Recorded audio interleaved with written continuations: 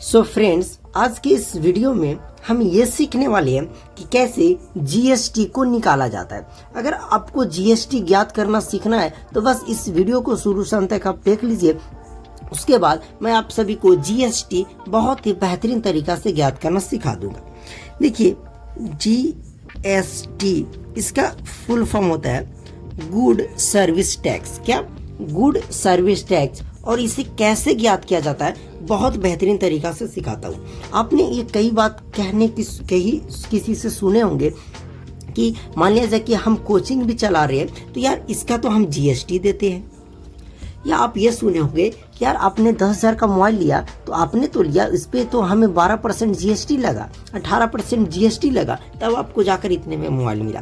तो हम ये सीधा सीधी सीखेंगे कि यार किसी भी जो भी नंबर्स, जो भी आपको अमाउंट दिए रहेंगे उसको एक मिनिमम, मान लीजिए कि 10 लाख रुपया है, उसको कुछ बोलेगा कि इसका जो जीएसटी चार्ज लगेगा वो 18% लगेगा या 17% लगेगा। तो आखिर उसको हम कैसे कैलकुलेट करें? तो मैं सीधा सीधी एक बात बोलूं कि आपने एक मोबाइल खरीदा, उस मोबाइल का जो दाम है वो 12,000 रुपया है। मैं जो समझा रहा हूँ आप समझिएगा। उस मोबाइल का जो दाम है वो कितने है? 12,000। लेकिन दुकानदार बोला कि आप ये जो 12,000 का मोबाइल लिए हैं ना, इस मोबाइल का एक्चुअली में रेट है वो 12,000 रुपया नहीं है, इस पे अलग से 18% का जीएसटी लगा है। क्या लगा? जीएसटी। तो अब आप बताओ कि यार 12,000 का मोबाइल, उसमें और 18% जीएसटी लगा, मतलब कि हमें ये पता करना है कि यार हमारे मोबाइल का जो एक्चुअली में रेट था, हमारा मोबाइल जो था वो कितने का था, यही ना। तो देखिए, सबसे पहले आपको ये पता करना है कि ये 12,000 का 18% जीएसटी कितना होता है। मान लिया जाए सपोज कि 12,000 का 18% जीएसटी 200 होता होगा, मान लिया जाए। तो इस 12,000 में 200 में घटा देंगे, वही हमारा मोबाइल का दाम आ जाएगा। तो देखिए कैसे निकालेंगे। तो हमारे पास टोटल कितने अमाउंट है, यानी 12,000 रुपये का फ़ोन था। जीएसटी कितना परसेंट बोला? तो 18%। आपको करना मल्टीप्लाई 18%। ओके। सेकेंड स्टेप, इस बार जो भी यहाँ पे अमाउंट रहेगा उसको लिख देना है, और 18 है तो 18, इस परसेंटेज को हटाएंगे तो बटे में हम 100 लगाएंगे। बस देखिए 2 0 से 2 0 खत्म। अब इसको मल्टीप्लाई करेंगे तो 18 दूना 36 के 6, हाथ में हमारे 3 रह गया। 18 एकम 18, 18 और 3 21, और एक ज़ीरो बचा हुआ था, 2160 रुपया। तो फ्रेंड्स, हम कह सकते हैं कि इस 12,000 का अगर 18% जीएसटी लगा होगा तो उसका जो रेट है 2160 रुपया लगा होगा। तो आप बताइए कि हमारा मोबाइल का जो दाम था वो कितना है? 12,000 रुपया। तो क्या सच में 12,000 का मोबाइल है? बिल्कुल नहीं, इसमें तो 2160 रुपया का हमारा जीएसटी लगा है। तो अब हमें पता हो जाएगा कि हमारा जो मोबाइल का दाम है वो कितना है। तो 0 में से 0 गया 0, 0 में से 6 नहीं जाएगा, टाइम चलेंगे, 10 में से 6 गया 4, ये 10 था तो 9 हो गया, 9 में से 1 गया 8, 12 ये 11 10 9।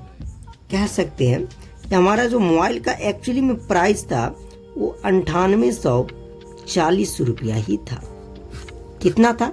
9840 रुपया था। लेकिन इस पे जैसे ही 18% जीएसटी लगा, इस पे जैसे ही 18% जीएसटी लगा तो ये 9840 का मोबाइल ये 12,000 रुपये का हमें पड़ा। आई होप कि आपको समझ में आ गया होगा।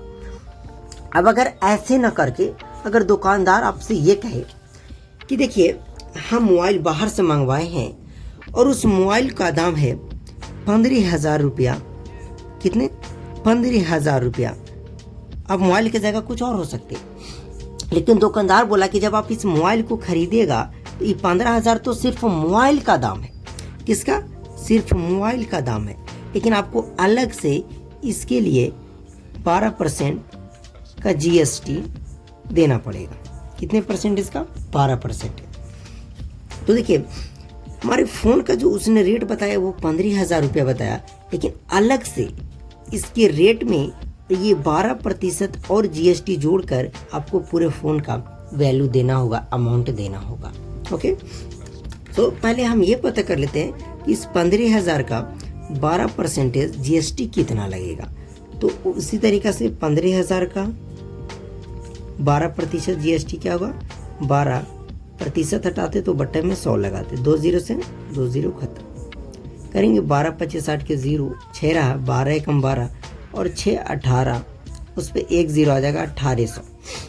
मतलब कि 15,000 के 12% अगर GST लगेगा तो उसका जो एक्चुअली में दाम होगा 1800 रुपया होगा। तो अब हमें मोबाइल की दाम कितना देना पड़ेगा, तो 15,000 तो मोबाइल का दाम है, उस पर हमें 1800 GST देना पड़ेगा। तो GST जोड़कर 0 0 8 5 1 6 1 16,800 रुपया हमें पे करना पड़ेगा। तो हमें ये फ़ोन मिल जाएगी।